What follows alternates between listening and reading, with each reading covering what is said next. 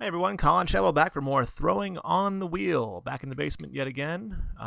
This time I'm going to make another attempt at what I call a hacksaw vase, which is where I take a simple regular form, and then once it's shredded a bit, I just cut off a large chunk with a hacksaw and replace it back in. So for this one, I haven't done any of these this season. Last season I did a couple of them, last summer I should say, where I throw a very simplified vase and then I alter it by kind of smushing it and making it into more of a rectangular shape here. So as you can see, what I'm going for here is just kind of a wide bottom, straight up and down vase. Get a nice pull here, nice and smooth, still centered at the top. No wiggles on this one, which is a good thing for me.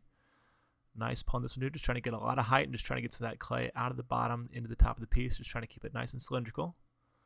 This would probably be my final pull here. Still centered at the top, no wobble, that's good too.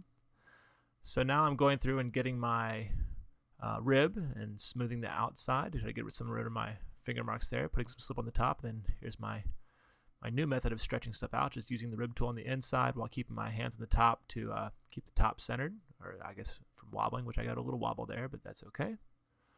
So this is kind of the basic shape, just kind of taking some off the top there to smooth out the top. And now what I'm going to do is trim the bottom off a little bit, since I'm not going to put a foot on this. And I put lines on my bat. I use the two kind of screws that hold the bat on the board as a mark, and then I just come through and kind of push out these four corners and push the sides in until I get a rough squared off shape.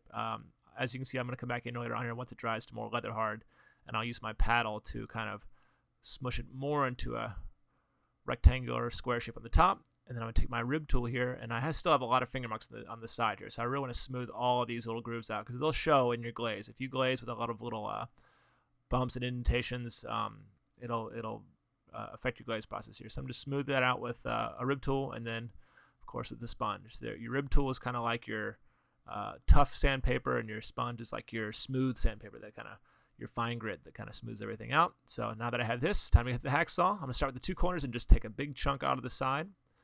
And then get my slab roller out, roll out a generous slab. Always more than you need. You can always cut off what you don't want and recycle it. So once I get the general shape, lots of slipping and scoring.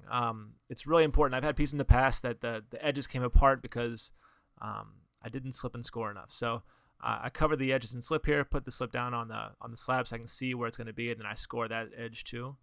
And these are really nice too, these ones that are more open, because I can really blend the inside and the outside. If you do one that you can't really get your hand inside the vase, then it's hard to really blend the inside too, but it just makes for a stronger connection. So now I'm just going through and just cutting it close to where I want it, leveling off the top, and then I'll let this dry as much as I can before I'll use the Sureform here. So now it's kind of dried out to leather hard, which is, I always think this is really cool to watch when it's in high speed motion here. It just kind of like melts away like butter, which is kind of cool. It's really not that clean when you're doing it, but just trying to blend this in so it looks kind of like a naturally formed kind of cutout here. And then, of course, the rib tool, smooth out any kind of marks, because this does kind of rough it up quite a bit. And then come back with the sponge at the end here to smooth everything out. And it kind of makes a really cool little cutout. I like the end result here. It kind of looks like it naturally belongs, like it was thrown that way, which is obviously impossible. So here's the finished result. You can see here it's square at or triangular at the top and square kind of at the bottom. Nice little cutout. I trimmed a little foot on the bottom as well, just to kind of give it a finished look at the bottom. And this is the end result. Hope you like watching it.